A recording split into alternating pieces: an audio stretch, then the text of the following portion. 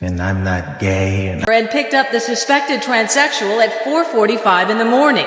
I'm not, and that's what's weird about this, to have your sexuality question and your moral fiber question and all that, when all I was doing was trying to be nice to somebody. Being a good Samaritan blew up in my face, basically, with that. When police say he picked up a transvestite prostitute on an infamous stretch of Santa Monica Boulevard. He looked restless on the He was sidewalk. just being a good Samaritan at 4:30 in the morning in a neighborhood where prostitutes hang out. Okay.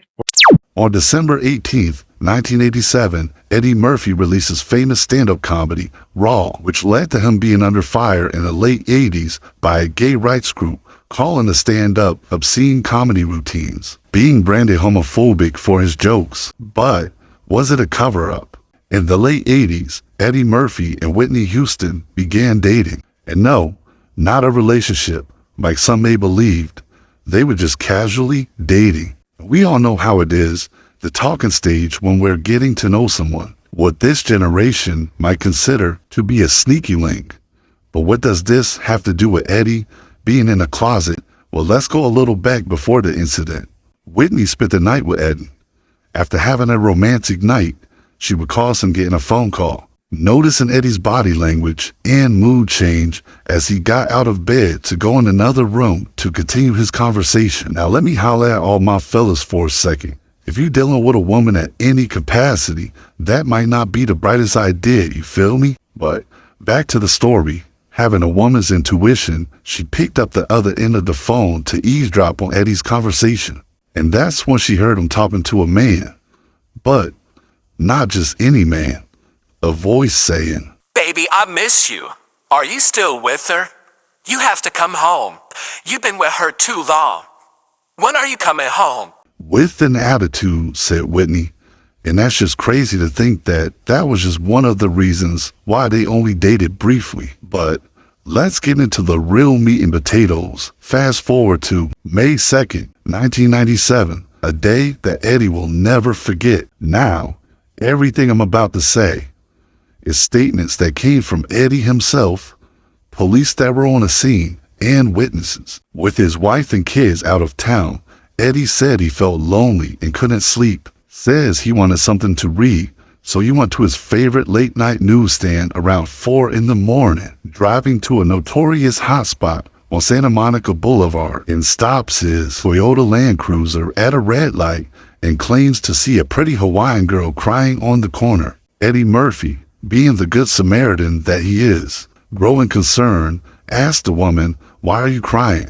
And what are you doing working the streets late at night?" Noticing who the actor was, the woman began to ask for a ride home, in which he agreed, only driving 2 miles before getting pulled over by law enforcement. Come to find out, Eddie's new passenger had outstanding warrants. The passenger, who just happened to be Shalimar Cioli, whose real name was Addison Cioli, was a transgender street worker, a known street worker, so known that the cops were actually staking out the working area when they spotted Eddie's Toyota Land Cruiser slowing down on the strip before watching a street worker hop in, without the mentioning of any red light. In one of his statements, Eddie told police he thought he was just helping a distraught woman. Oh man. But anyway, in the end, after being questioned for 30 minutes, Eddie was let go, with the police claiming the star wasn't guilty of any misconduct, even though he was solicited. But unfortunately for British actor Hugh Grant, he wasn't so lucky. In 1995, when he was caught on the same exact strip with a black female worker inside his car by the name of Divine Brown, getting his money's worth. But the gentleman that Eddie had picked up was arrested for his outstanding warrants, resulting in a judge ordering 20-year-old Addison to serve 90 days in jail. The story started to spread like a wildfire as it made headlines the next day, and was even a skit on SNL where Eddie once worked. Meanwhile, Eddie would go on record in press conferences and interviews proclaiming his innocence, saying he was just trying to be a good Samaritan. Right. Murphy also claimed he often stopped to help street workers he would scout. Sorry about that, y'all. My third eye just does its own thing.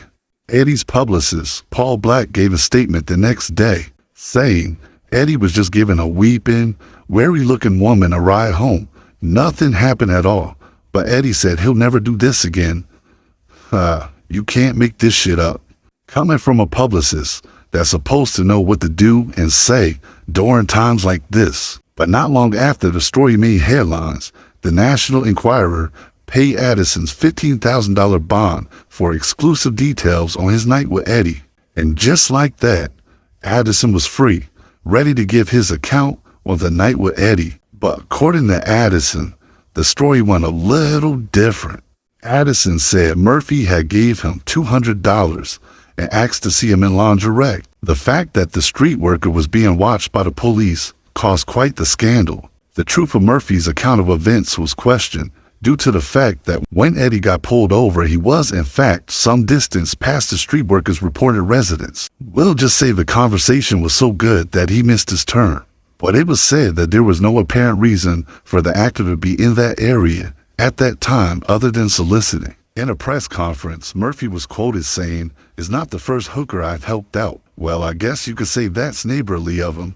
Eddie even went as far as suing the National Enquirer and the Globe for $5 million each for defamation and invasion of privacy, because the incident with Addison gained enough publicity for Addison to leave the street work alone and become a professional dancer and do other ventures. But it just didn't stop there.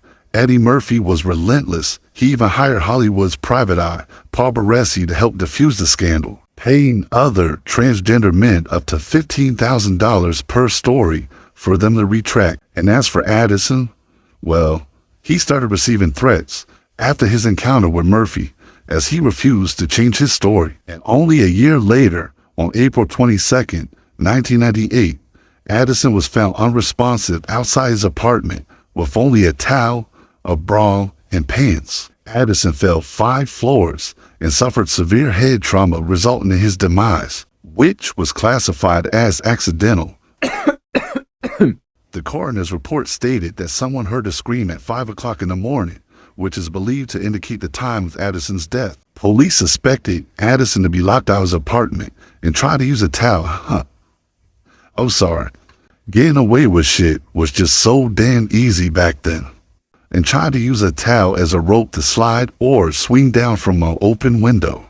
Even years after Addison's death, Murphy's ex, Melanie Brown, aka Scary Spice, of the popular group Spice Girls, who he also shares a daughter with, that he denied, hinted that there were troubling aspects of Murphy's lifestyle that led to their breakup, stating that there were certain things that went on in his house that I wasn't ready to be a part of, Brown said. Also saying Murphy had people knocking on his door 3 and 4 in the morning. Whether you believe the allegations or not, Eddie definitely has skeletons in his closet, and not just any skeletons, transgender men. But if I was a reporter or interviewer back then, the most important question I would have asked Eddie would be, even if you assumed it was a woman at first glance, you mean to tell me you couldn't tell it was a man seconds into the conversation? And why would you feel so sorry for a man on the corner dressed as a woman if you're Eddie Murphy? Being as though it could have been somebody trying to disguise themselves and rob and set somebody up, knowing that celebrities come down that strip frequently. Not only was he being too horny, but being reckless and risky with his own well-being. And look, I'm not here to convince anybody to believe anything. I'm here to paint the behind the industry picture for you guys and let you do what you want with the information. And none of this takes away from the work he put in and the fact that he's still a legend. All I'm doing is pulling the curtain back and making my way to the next stage and do the same thing to the next celebrity. Won't be any biased opinion on this platform. We're not showing any favoritism to anybody. Anybody could get it. If I find dirt, I'm coming through with my broom and my dustpan and I'm collecting. And I'm bringing it right to you guys every time. But tombstone that like and subscribe button for me for more fire content.